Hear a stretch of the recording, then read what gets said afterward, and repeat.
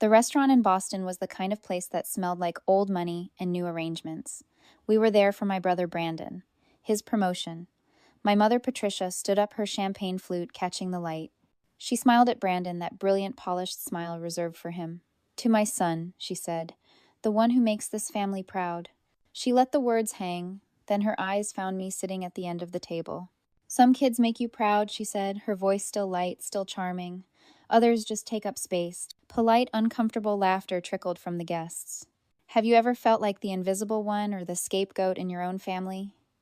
Let me know your story down in the comments." I just held my mother's gaze, let a small, calm smile touch my lips, and set my linen napkin down on the table. I stood up. The scraping of my chair was the only sound in the room. "Good thing I just got my own place," I said, my voice clear and steady. 4,000 miles away. I looked at my father Gregory, who was just staring his glass halfway to his mouth. Then back to Patricia. "Don't worry, Mom. You'll never have to see me waste your space again." I turned and walked out of the private dining room. I didn't wait for a response. I didn't want an apology. I just wanted air. The cold Boston night hit my face, and for the first time in my life, the simple act of breathing felt like an accomplishment. You see, I've been the other child for 28 years. My brother Brandon was the golden child. He was the high potential one, the one destined for finance, the one who reflected my mother's ambitions. I was the quiet one, the artistic one, the scapegoat. In our family, love was a business transaction, and I was a bad investment. The proof was in my files. When Brandon got a DUI his junior year of college, my parents co-signed for a new car and quietly made the payments. When I needed money for a critical graphic design certification to advance my career, the one thing that could get me out, my parents helped. They sat me down at the same dining room table, and my father slid a document across the polished wood. It was a loan for $6,500. My own mother and father charged me 12% interest. They made me sign a formal notarized contract. My father Gregory watched me initial every page, his face impassive as if he were closing a deal with a stranger. That's the dynamic. I was a low-priority, high-interest debtor. Brandon was an asset. And I had been meticulously paying off that debt for 3 years, scrimping, living frugally, skipping dinners, all while watching them shower Brandon with gifts and opportunities. I wasn't just a daughter. I was a line item on their ledger. That $6,500 loan was a message. It was a line drawn in permanent ink. When Brandon totaled his BMW after his DUI, my father co-signed for a new one before the insurance check even cleared. That was a mistake. Mine was an expense. Brandon was family. I was an employee in the family business, and I was expected to pay for my own overhead. I know what you're thinking. Why did you sign it? Why did you stay for so long? Why would you accept a loan at 12% interest from your own parents? It's hard to explain the psychology of a long-term scapegoat. You live inside a prison that doesn't need bars because the walls are built out of your own hope. You keep thinking if you're just a little quieter, a little better, a little more successful, if you just pay off the debt, if you just prove your loyalty one day, they'll finally see you. You live on the scraps of their approval, and you're so starved for it, you start to believe that's a meal. There's a psychological term for it, learned helplessness. It's a survival mechanism. You're conditioned year after year to believe that fighting back only makes it worse. So you stop fighting. You learn to endure. You learn to make yourself small, to take up less space. It wasn't weakness. It was the armor I had to build just to survive in that house. I had become so good at being compliant, so good at being the responsible one, that I forgot it was a role I was playing. But that night, at that restaurant, something changed. When my mother said those words, "Others just take up space," it wasn't just an insult, it was a diagnosis. She wasn't just telling me what she thought of me. She was telling me that all my years of trying, of paying my dues, of being the good daughter, had meant nothing. The ledger was a lie. I was never going to earn my way into her love. And in that moment, the invisible chains just broke. The survival mechanism finally shut down. I wasn't just walking out of a restaurant. I was walking out of a prison I'd been in for 28 years. Before I had even unlocked my apartment door, my phone was buzzing. A text from my mother, Patricia. "You have embarrassed this entire family. Call me immediately." I ignored it. I stepped inside my small apartment and finally took a deep breath. The air had never tasted so clean. My phone buzzed again. "My father, Gregory. Your mother is devastated. You need to apologize for this selfish, dramatic behavior." I dropped my keys in the bowl by the door. Another buzz. Brandon. Claire, that was messed up. Just call them. They weren't sorry. They weren't even reflecting. They were angry that I had broken the script. They were angry that the scapegoat had walked off the stage in the middle of their play. I made a cup of tea, my hands steady. I sat on my couch and watched my phone light up the dark room. Call from Mom. Call from Dad. Call from Mom again. Then a notification from Facebook. My mother had posted something. I clicked it. There it was, a beautiful smiling photo of her and Brandon from the party. The caption read, "So proud of my wonderful son." It's so sad when other children forget the sacrifices their parents made for them. We just have to pray they find their way back. The comments were already flooding in. "You're such a good mother, Patricia. Thinking of you." It was brilliant, really. She had already rewritten the narrative. I wasn't a person who had been publicly humiliated. I was a lost, ungrateful child who was causing her pain. I set my phone down. That post was the last bit of confirmation I needed. It proved that her toast wasn't a mistake. It was a mission statement. So I did what I do best. I got organized. I didn't call. I didn't text back. I didn't engage with the Facebook post. I opened my laptop, pulled up my bank account, and looked at the outstanding balance on family loan contract number 114B. $4,112.58. I clicked Make Payment. I entered the full amount. I clicked Submit. I watched the confirmation screen load. Then I opened my email. I opened a new email. To Patricia, Gregory, Brandon. Subject: Family Loan Contract. Hessenone on 4B. Paid in full. I kept the body of the email short, professional, and cold. Per the attached receipt, the loan dated October 14th, 2020, for $6,500 plus 12% accrued interest has been paid in full. My financial and familial obligations are now fulfilled. Do not contact me again. I attached the PDF of the bank's final transfer confirmation. I hit send. It felt like closing a ledger that had been open my entire life. The silence from their end was immediate and absolute. The constant barrage of texts and calls just stopped. They had no more leverage. The loan was the last chain they had on me, and I had just handed them the broken links. The next few weeks were a blur of logistics. My move to Portland was no longer a secret plan, it was a deadline. I sold my old furniture, boxed up my books, and started separating my life into two piles, what I was keeping and what I was leaving behind. It was in the keep pile that I found it, an old forgotten manila folder from my grandmother's estate. I'd been maybe 22 when she passed. I'd tucked it away, barely looking at it. Now, as I was sorting paperwork, I saw a letter from her lawyer mentioning a small college fund she had set up for me.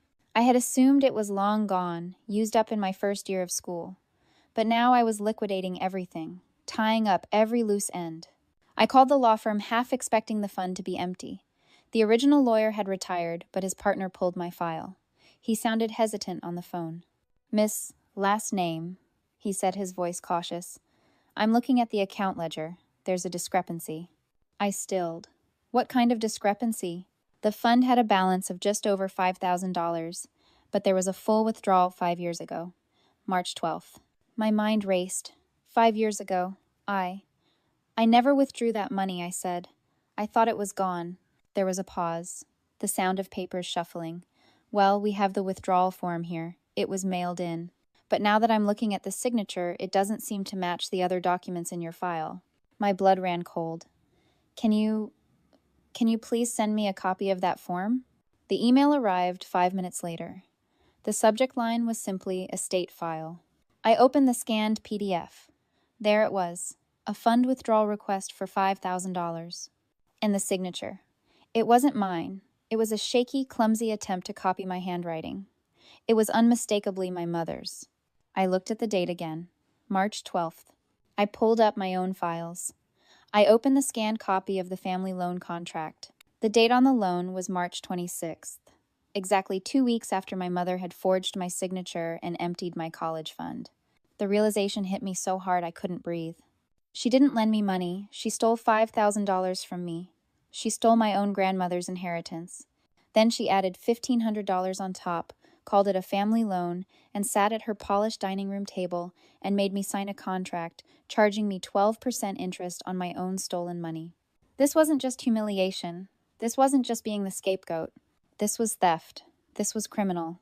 The calls for reconciliation started 2 days later. My mother, Patricia, sent a long, tearful text. "Claire, this has gone on long enough. I've barely slept. Your father is worried sick. Can we please just meet and talk?" As a family, she was an artist, truly.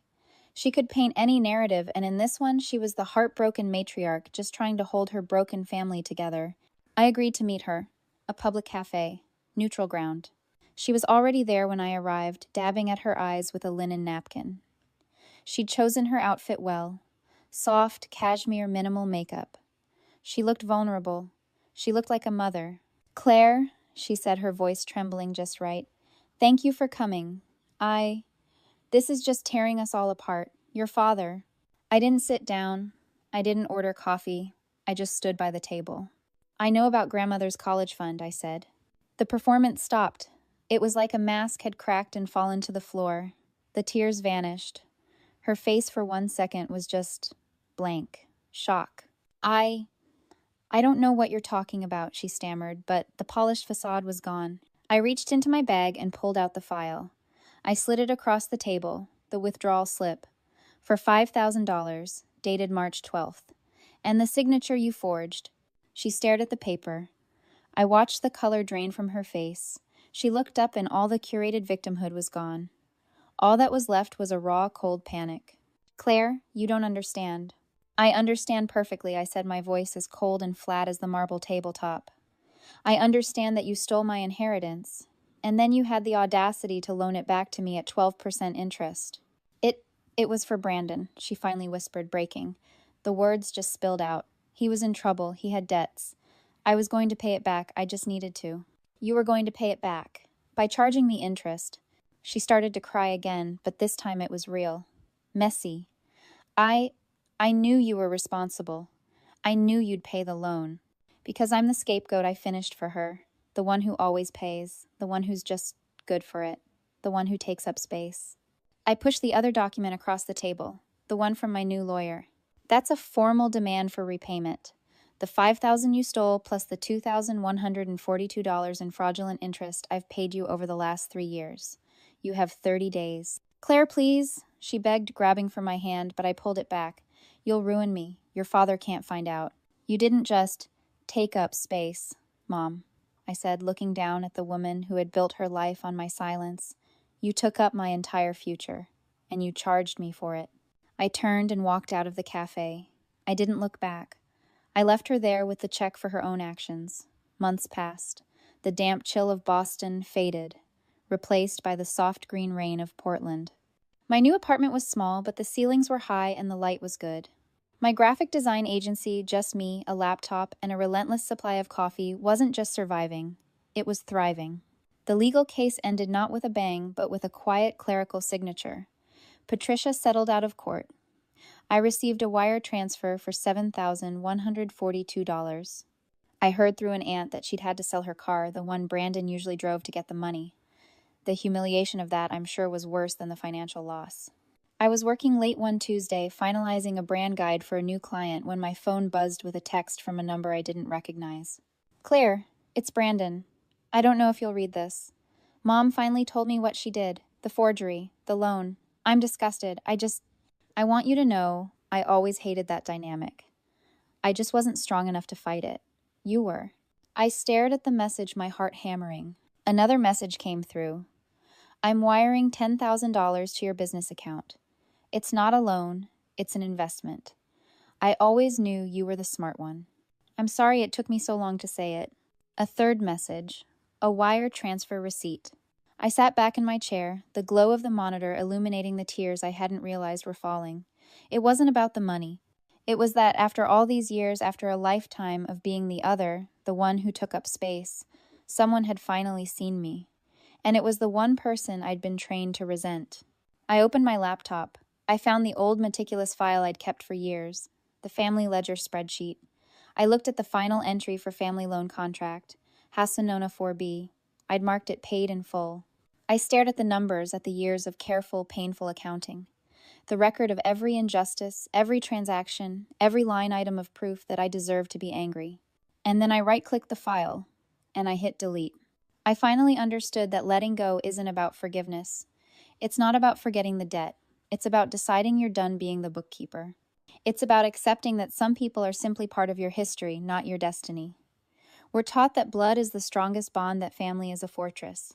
But sometimes it's just a cage we were born into, and the bravest thing you can ever do isn't to fight for your place in it. It's to find the courage to pick the lock, walk away, and learn how to find yourself. This is a letter to everyone who has ever felt like they were on the edge of their own family, to the one who was always too sensitive, too difficult, or too much, to the one who learned to take up less space to be the peacemaker, to swallow your own needs so you didn't upset anyone else's. I want you to hear this. You are not difficult. You are just in a room that is too small for you. You are not too sensitive. You are just finely tuned to the injustice that everyone else has agreed to ignore.